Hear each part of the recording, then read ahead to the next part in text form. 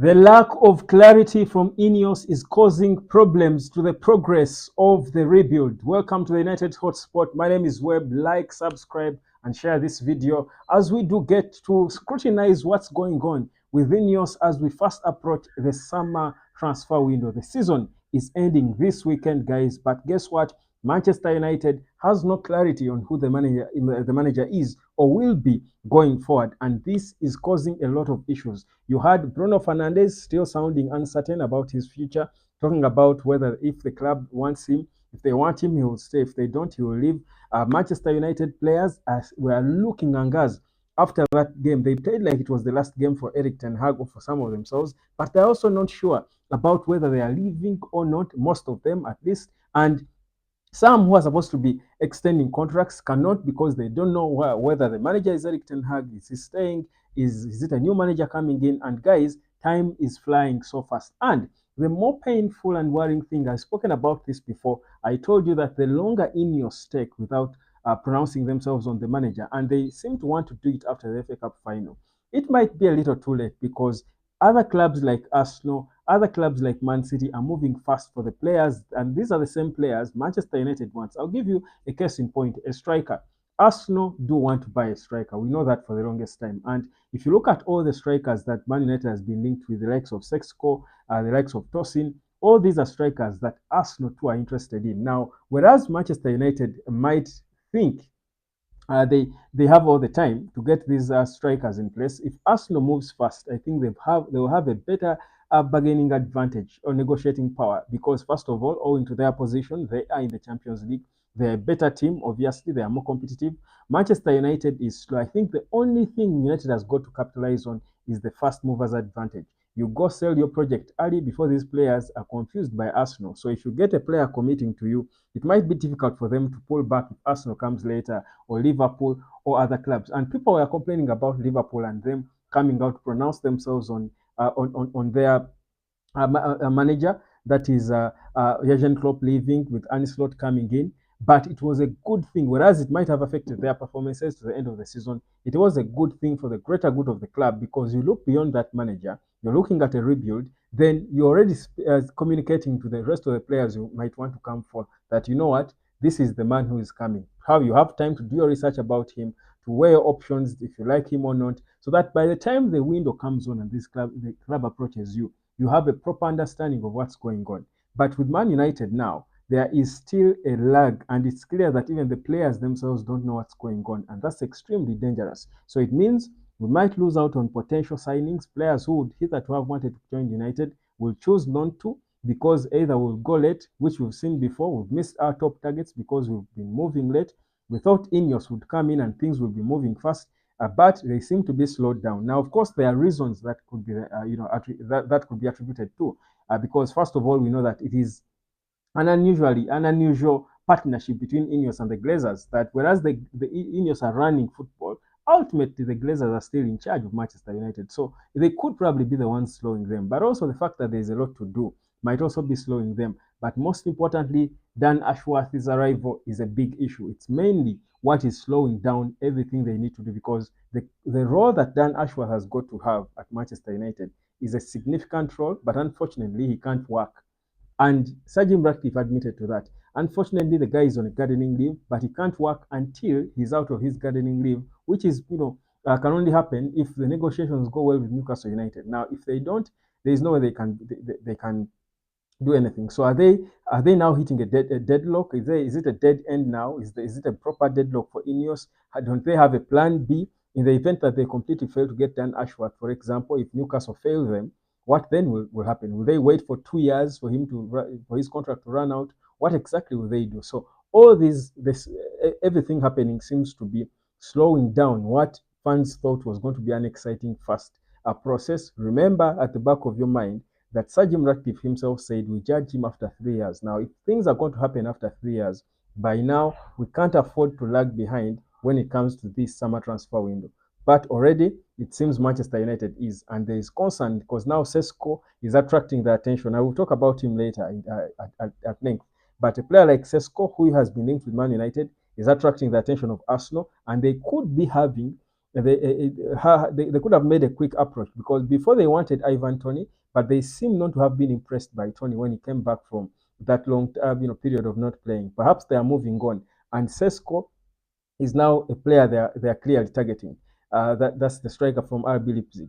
There is also talk of Tosin from Fulham, who is a free agent. Remember, so the first club that will go to him, if it's Arsenal, you can imagine, will he wait and say, "Let me wait for Man United," without knowing who the manager is, with the players who are there themselves not knowing who their manager is going to be? So it's a whole confusion around the club, and we are hoping at the end, at the final game of the season at Old Trafford, maybe we'll get a communication about what's going on.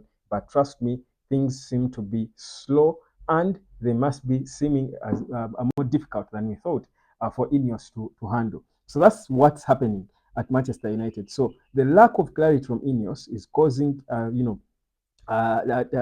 discomfort. And Bruno, for example, it's not by mistake. It's not really that Bruno was really so much in pain. I think Bruno just deliberately did not play the last two games because of everything around him, the mental space, the lack of clarity, the lack of interest in him. The club did not show that they wanted him, yet he feels he has given his all. Not until they had that meeting we hear about, where he was assured that it's so important for the club, that Bruno came back from his injury and started playing. And we saw he played probably one of the best games he has played in United jersey. So you think about it and it shows you, what then does this communicate regarding the majority of the players? You saw their facial expressions. Some of them looked for real, like, and even how they were playing. Some of them were playing like they were really playing their last games, either for themselves or for the manager. So it shows you that that lack of clarity is in the heads of these players. Even the younger ones, I also don't know what's going on.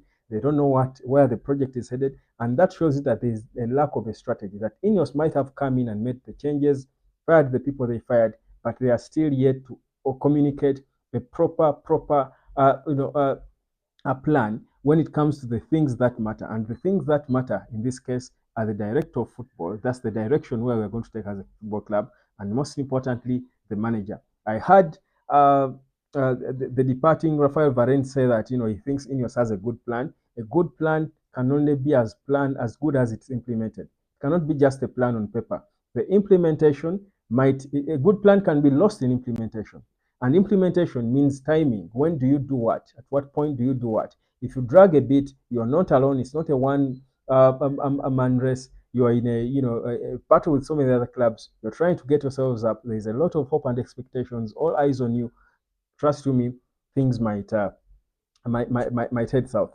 But of course, guys, it's not really me, and I'm not talking about this clarity in regard to, it's mostly we the fans, we the people who watch from outside, because I mean, Ineos does not really have to come out now and tell us what they have decided with Eric Ten Hag, if they have not yet got a solution, or if they have not yet got confirmed the person coming in. The season is still going on, because they know it could disorganize the season and all. That makes sense. But at least when it comes to the players, at least the players should have an idea of what's going on. They should have a proper plan, a proper understanding of what the plan is. Because if the talks are going on now for them to extend their contracts or to leave, they should be now ready, telling their representatives to seek for solutions elsewhere. So the players cannot be as oblivious to what's going on as we, the people watching from outside, are, especially about who their manager is going to be going forward. And as well, the players who we want to lure to the club cannot be oblivious to what's going on. Especially the players we know we've wanted for a long time, should have a proper idea of what the plan is right now, before other clubs that will be competing for them come and express interest and approach them. Because trust you me, we do not have the bargaining advantage. All we could have is the first movers advantage. And by that I mean, we should be the first to go and convince these players that when the window opens, we are coming for you. And if we do that, then we are putting ourselves in a better position to come out there and compete in the transfer window. Otherwise, if we keep dragging the way things are dragging within Ineos now, for whichever reason, by the way, and I'm not saying it's easy, it's never easy, but it is what it is. I mean, it's their job to find the solutions. There's got to be a certain level of clarity, especially to the players, because this is a critical time. We have a big, important transfer window coming that has got to be sorted. You look at players like Wan-Bissaka, he also doesn't seem to be sure whether he's staying or not, because they can't know, because they don't even know if the manager is there. A player staying or not is dependent extremely on the manager. For example, a player like Pelistri, who is on loan, he cannot return to play to be on the bench under Eric Ten Hag. I don't see him doing that with what his agent said before. Jadon Sancho, who we consider an important player, has got to make a decision. Does he want to return back to Man United and train with the team? But for him to make that decision has got to depend on Eric Ten Hag. Is he staying or leaving?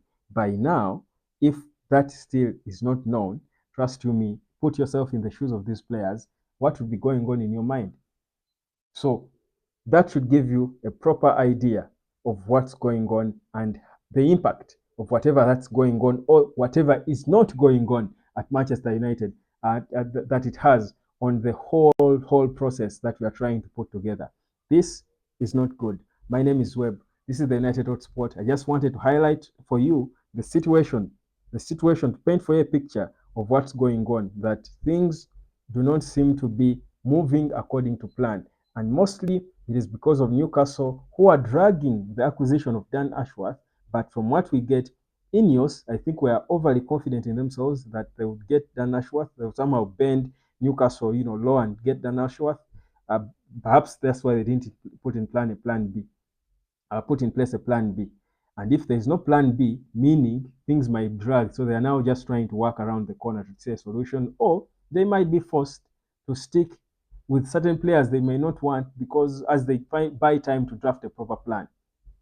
Not good, not looking good at all. My name is Webb. This is the United Sport. Subscribe, and I'll catch you later.